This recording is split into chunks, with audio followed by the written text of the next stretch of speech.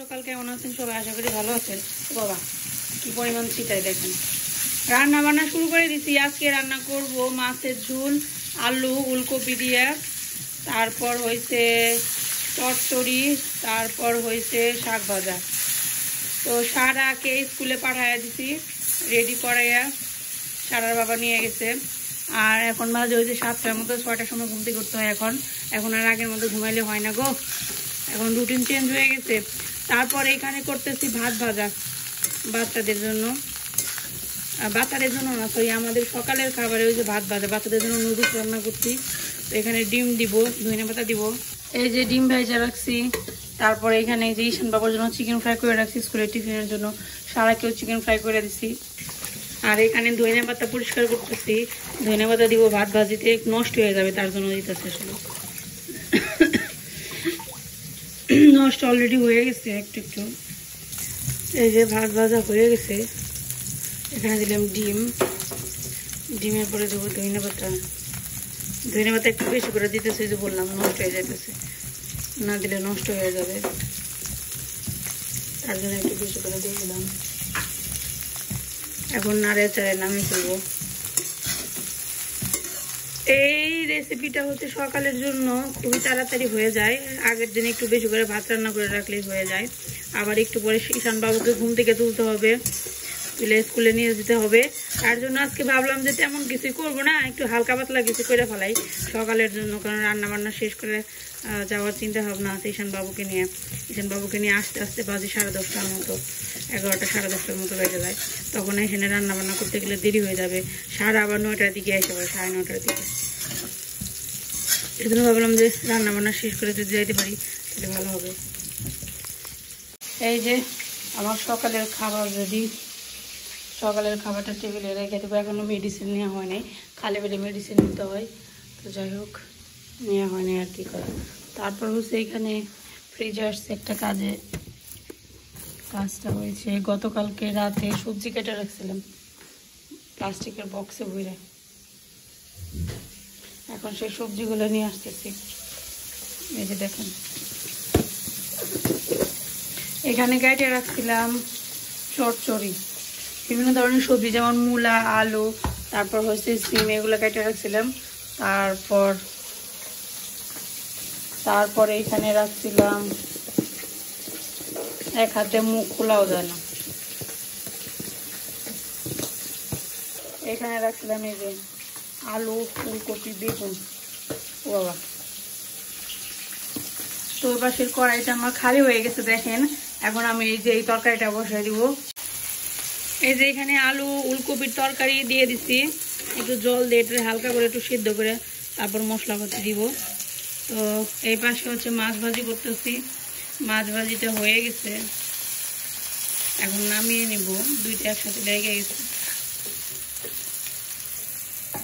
এই যে আজকে হলুদ মরিচ বেশি দিয়ে নেই, মাছ ভাজিটা একটু তেল নষ্ট হয় হলুদ মরিচ বেশি দিলে, তার জন্য হলুদ মরিচ দিয়ে নেই। এই জন্য দেখতে কেমন জানি হালকা হলুদ হলুদ লাগতেছে, তাই না? যাই হোক, রান্না করার পর স্বাদে ঠিক থাকলে ভালো হবে, তাহলেই হবে।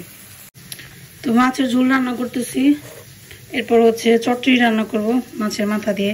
এখানে মাছের মাথাটা একটু কিছুদিন হয়ে গেছে, তো দেখা যায় যে মাছের মাথা দিয়ে চচ্চড়ি রান্না করলে বা মাছের মাথাতে যে কোনো রেসিপি করেন না কেন একটা গন্ধ আসে বাজে, দেখতে পাবেন। সেই গন্ধটা দূর করার জন্য আমি একটু হলুদ মরিচ লবণ আর তার সাথে একটু লেবু দিলাম, যাতে সেই গন্ধটা আর না আসে।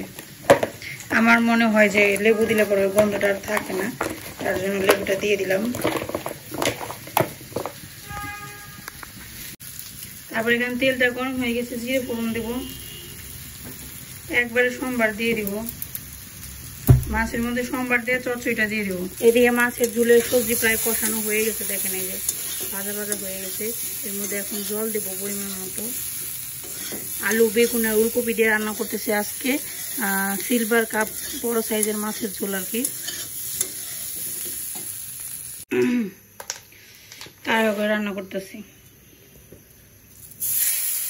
ঈশান বাবুকে স্কুলে নিয়ে যেতে হবে।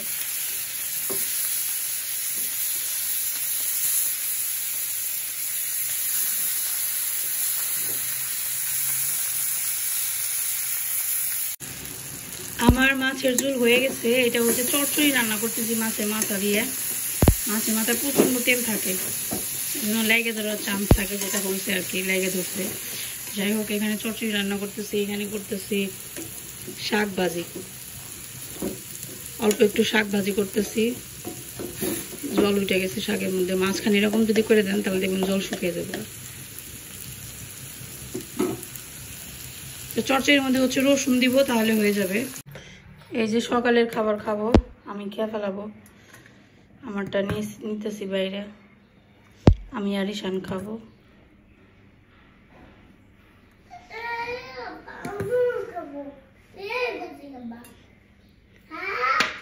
তোমার জন্য তো নুডলসই বানাইছি। এই যে ঈশান বাবুর নুডলস, এই যে ঈশান বাবু বইসা রয়েছে, নাস্তা খাই স্কুলে যাবে। পচা কথা বলেন না বাবু। ঈশান বাবু স্কুলে যাওয়ার আগে কেমন করে, আমাদের সব কাজকর্ম সে যখন ঈশানকে নিয়ে স্কুলে যাচ্ছে দেখেন কেমন করে, স্কুলে যাই বলা দেখছে। কান দোষ কে বুকা বুকা ছেলে কান দে। উচ্চারণ করতে গেলে অনেক সময় বিভিন্ন ধরনের সমস্যা হয়, এটা হয়ে যায় আর কি। আজকে সালাদ বানাইছে, একটু অলসতা লাগলো, কাঁচামরিচ পেঁয়াজ কিচ্ছু দেই নাই। এখন সালাদ মাখতেছি, দুপুরবেলার খাওয়া দাওয়া খাবো। তো এখানে সালাদ বানালাম, একটু পেঁয়াজ কাঁচামরিচ কিছু দেইনি আজকে। তারপর দুপুরবেলা কি কি রান্না করছি চলেন আপনাদের দেখাই। আজকে সকালবেলা তো এখানে শাক ভাজা করছি, তারপরে এই যে আমার চচ্চড়ি স্পেশাল মাছের মাথা দিয়ে, মূলা দিয়ে, সিম দিয়ে, আলু দিয়ে, আর এখানে হচ্ছে উলকপির তরকারি। উলকপি আমার খুব ভালো লাগে শীতকালে, উলকপি আর হচ্ছে আলু, বেগুন আর একটু বড় সাইজের মাছ, আর এটাকে সিলভার কাপ বলি আমরা। তো এটা দিয়ে মাছের ঝোল রান্না করছি। তো এখন খাওয়া দাওয়া করবো। তো খাবার টেবিলে সাজাইছি বলতে আনছি। এই সারা তোর ব্যাগ নিয়ে ধর, সারাদিন ব্যাগটা এখানে অন্য রুমে রেখে দে, যা। তুই খাবার টেবিলে ব্যাগ রাখোস কেন সেটা বল। তো এই যে গরম গরম ধোয়া ওঠা ভাত, তার সাথে রান্না বান্না, মানে যা যা রান্না করছে তাই আর কি। সারা ওয়াশরুমে গেছে, স্নান করতেছে, তার তো অভ্যাস স্নান করে দেরি করে। যতই বলি কোনো লাভ হয় না, যতই বলি কোনো লাভ হয় না, সে তার সময় যখন হবে তখন স্নান করতে যাবে। তো একটু এই তো এই মাত্র এসে বলবো আর কি।